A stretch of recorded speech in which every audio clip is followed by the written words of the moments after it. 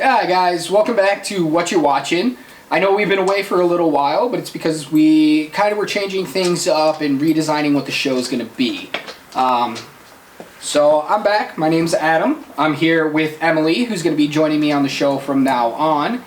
We're kind of taking it in a new direction where every now and then we're going to put out videos kind of regarding movie news, what's happening in Hollywood, what's happening with movies, what's just happening in the world when it comes to film. And we're going to have another show where we still talk about movies that we think you should be watching, hence the name of the show, What You Watching. And, today we're going to kind of start with just that. We're going to talk about a few movies that we've watched recently that we feel were underseen and people should kind of put on their list of things to watch. The first movie we're going to talk about today is Black and Blue. Black and Blue is a movie about a cop who sees other cops do something evil, for lack of a better term. And she catches it all in her body cam, and now she's trying to run for her life as those dirty cops are trying to get that footage from her so they won't be found out. What'd you think about the movie? Honestly, I thought it was fantastic. I was interested by the trailers by this movie, but I was like, I'm not sure if I'm actually going to go see it or not. So I was very pleasantly surprised when it was engaging the entire time. The acting was phenomenal. It was a great story, just told really well. Yeah, I agree. I thought the movie was done excellently. Naomi Harris is the star of the movie. She plays the female cop, and she was amazing in it. I thought going through the entire movie, watching her struggle, she really held you the entire time, really made you care about her character. She is a black woman who becomes a cop after getting out of the military, and she's really struggling with, is she black or is she now blue? Hence the name of the title. But she really portrays that struggle, and that's what really kept me involved in the movie, was watching her progression throughout, where she didn't want to be one side or the other. She wants everybody to understand that she's still both, and that's what keeps your attention. I mean, especially with our the way things are in our world right now, with the whole idea of us versus them, for the police being the bad guys, it has so much grounded in reality, and it has so much to do with things that are happening in our reality, that it was just a very unique way to showcase that story with a new light, and have it be where by the end you're like, there's no us versus them. We all have to work together, and it doesn't ever beat you over the head with that either. It definitely talks about racial divide. It talks about white versus black. It talks about black versus black. It talks about cops versus regulars. It talks about cops versus cops. It talks about everything without ever really hammering it home too hard, like a lot of other movies have that going for them. They will say, hey, this is about race, and they'll remind you of it every 5 seconds in the movie. Here it's like, we know exactly what we're getting into. We don't have to repeat it 100 times. We just want to progress the story. Yeah. And that's what works so well.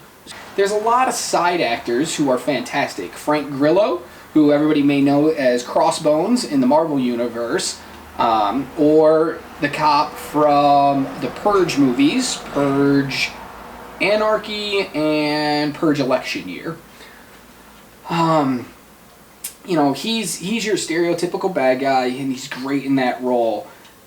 But then what really surprised me was Tyrese, who everybody will know from Fast and the Furious. He's the guy always eating, Fast and Furious, or Too Fast, Too Furious. He's the main guy across from Paul Walker in that movie, and he's not really known to be a great actor, but he really played his part in this movie really well. Yeah, I cannot stress how good the acting was in this. In the fact that you felt everyone's struggle, you felt their side, and you knew where they stood. It was a lot of going with that us versus them mentality, and you really felt like our main actress's struggle with, the blue side wants you to be blue, the black side wants you to be black, but she just wants to be both. She's just a person. And that kind of goes with Tyrese's character as well, where he wants no part of it. He wants to be just a bystander, but is dragged into this world. Yeah, he's a black man who's not really accepted by the black community, and it really comes across in his portrayal of that character. He did a really good job in it, and I was really surprised because he is not a good actor. No offense to him, it's not his thing, but he really found himself in this role. But getting away from the acting now, another reason that I really love this movie was the cinematography. It keeps you on ground level the entire time. Never do you feel like an audience member watching the movie. It really puts you in for, a uniform, basically. You're in the movie almost as this woman's partner, but you're helpless watching it. But you're there with her every step of the way. You feel like you're part of the movie. She's wearing a body cam, and they switch to that camera a few times throughout and really put you into her shoes. I wish they would have done it a little more, but I understand why they couldn't. Makes people a little uneasy watching it from that view, but man, I was there the whole time. I felt like I was part of the movie, not just watching it. And, I'm a sucker for a good score. They had a lot of rap music in the movie, which I'm normally not a huge fan of, unless it's used very well, and in this movie it did. The songs helped progress the story without being overt. And the score underneath that was just so tense that it knew exactly what it wanted from the audience, and it manipulated you in the best way possible to get those feelings out of you. There were moments where the music's hitting and you know what's coming, and yet you're still on the edge of your seat just waiting because you're feeling every emotion based on that score. Yeah. So, yeah, it's a movie that, it had a $12 million budget. It only made $22 million worldwide in its entire run in the box office, and that's a little bit criminally underdone because every aspect of this movie, is it a perfect movie? Not at all. But every aspect of this movie fits with the theme of the movie, with the thematics, with each other to make a really interesting and engaging movie. So obviously I'm pretty sure you guys didn't see it in theater. Not a lot of people did. But add it to your list. Does it need to be the next movie that you see? No, probably not. But it needs to be on your list. This is a movie that you must see. Alright, next movie we're going to talk about today is a movie called Freaks. Probably not a movie that anybody's really ever heard about. It stars Emil Hirsch as a dad trying to protect his young daughter from a world that maybe she doesn't know everything about. And he, first of all, let me just say, he's one of the most underrated actors working today. He is amazing in everything that he did. He was in Speed Racer. That's probably where a lot of people are going to know him from. And it kind of derailed his career because that movie just bombed horribly. But I would love to see an Emil-essence. Like, let's get him back into movies, starring in big budget blockbusters that everybody goes and sees. He is that good, and this movie's no different. He nails his role. You feel every single word he says in this entire movie. I found myself siding with him, even though he might not be in the right here. He might not have the right idea, and yet I was with him the entire time. But that's the thing about this movie, kind of like with the previous movie we talked about. The acting was phenomenal. You saw everyone's side. You were like, I understand that this dad wants to keep his daughter safe, and I understood that the daughter just wanted to be free. It was very, very well portrayed and well acted. Even for a child actor, she was fantastic. Yeah. Alright, quick thing. If you guys see a little puff of hair that comes into the screen every now and then, and you hear a little tappy tap, that's just our dog walking around trying to figure out what's going on. But back to the movie. I don't want to give away too much of the movie because there's a lot of twists and turns that this movie's going to take. And I think unraveling the mystery as it goes is what really helps establish this movie as something that you must watch. But with that said, you get what people essentially call freaks in this universe. It's people who are special, who they consider abnormal because they're not like you and me. They're not your typical person. There's something different going on with them. And that's the struggle. It's all about, again, it's an us versus them idea. Normals versus abnormals.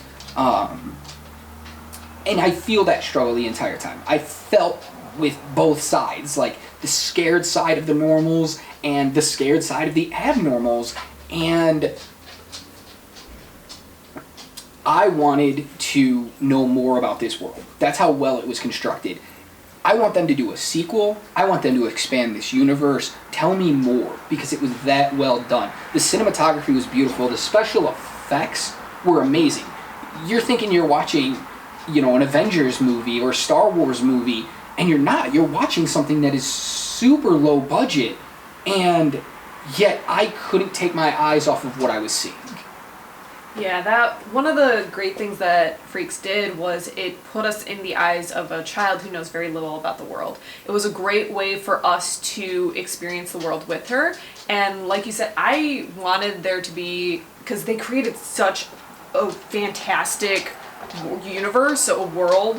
The creation of it was so in-depth. Even just getting the fraction of it, I was intrigued. I wanted to know more. I thought if this movie could use anything, it was just show me more of this world, because it is unique and engaging, and you want to know more. Like the main character, she wants to get out there. She wants to be in the world. And the way it was paced, the editing was amazing as well, because the way this movie's paced, it keeps you engaged through the slow parts, the fast parts. I mean, it is a lot of talking. It's also a little brutal. They don't shy away from any violence or anything like that, but that all happens in such a minutia compared to the overall whole of the movie. And yet, even during the scenes that they were just talking or explaining things or having conversations about what was going to happen next, you're still in the movie. You're still there. You still are listening. Never once did I go, okay, come on, let's go, move on, we know this, let's go. There was so many small details that these guys put into the movie that I, like you said, just wanted to know more. I think the one thing that hurt this movie was its runtime. I feel like it could have used an extra 15 minutes to kind of flesh out a little more of what was going on. There's a scene with a police officer in the movie that happens kind of quick. And yet if they would have explored something like that more, it would have gave me a better understanding of who the characters were. Not that they didn't do a good job of that, but I could have always used more. I was begging for more because of how good of a job they did with what we had. So add Freaks to your list. This isn't one that you should wait on. This is one that you should watch as soon as you get a chance. I mean, I know a lot of us are home right now, don't have much to do. This is the movie to watch when you don't have something else to watch. Throw it on your list, watch it, and get back to us. Let us know what you thought down in the comments. And our final movie we're going to talk about today is Onward. It's a Disney Pixar film about a completely different world filled with magic and trolls and goblins and creatures of all kinds. And two young boys are on an adventure to try to bring their dad back from the dead for one day, because he passed away when they were little and they don't really know much about him. And they really are just longing for that connection with him. This is a movie that ran me through the gamut of emotions. Like, every single emotion that you can feel, I went through while watching this movie. From crying, to laughing, to giggling, to getting angry, to frustration. I felt everything, and every minute of it was worth it. Okay. This movie was fantastic. We got the chance to see it in theaters, and we were singing its praises well before, and we think it kind of got robbed with everything going on in the world right now, that it was pulled so soon and put onto Disney Plus so early. It is a bonding story, it is a growing story, it is a coming of age story, it is all of that wrapped up into one with some really fun and funny elements and emotional parts. I know I cried for part of it. You're right. It's a movie that, and here's something I think that hurt the movie a little bit too, is they wanted to advertise this movie as a magical journey to find their dad. But in reality, it's a magical journey about two brothers finding themselves and finding each other. And that's where I think a lot of people got lost. But that's actually what makes this movie, is their relationship. And the voice work here, especially by Chris Pratt as the older brother, he is what holds the entire movie together. He, one of the best voice acting I've heard in a long time, seen in a long time. Every single time he's on screen, it's always, what is he going to say next? What's he going to do next? Because I have to know. Yeah. And then, let's not shortchange Tom Holland here. He was really good as the younger brother. I don't think he lived up to what Chris Pratt was doing with that character, but he was serviceable enough to keep those emotional beats on track.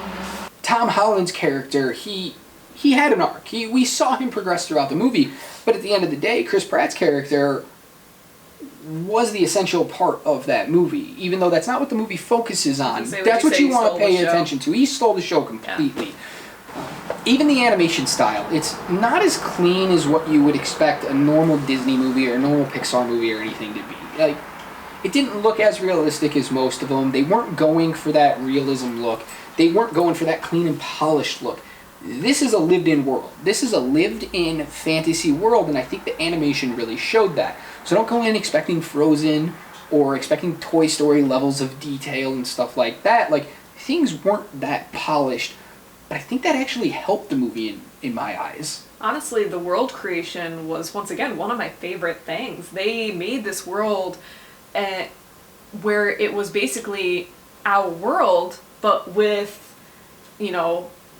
ogres and elves and all these things, and it was like, it made it relatable to us by making it with our technologies, but it added that little element of magic in it, and it just drew you into that world, because you could already be like, I know what that is, that's a car, I know what that is, that's a toaster. That's a restaurant, that's a cop, everything was relatable to us. There was no missed opportunities here. There was no character that walked into frame and you went, why did I watch them? Yeah. This made no sense. It didn't further anything. It didn't help anything.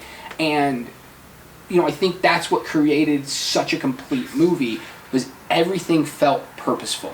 It was, this is why this happened, which led us to here, which led us to here, which led us to here. No missed It all beats. felt earned.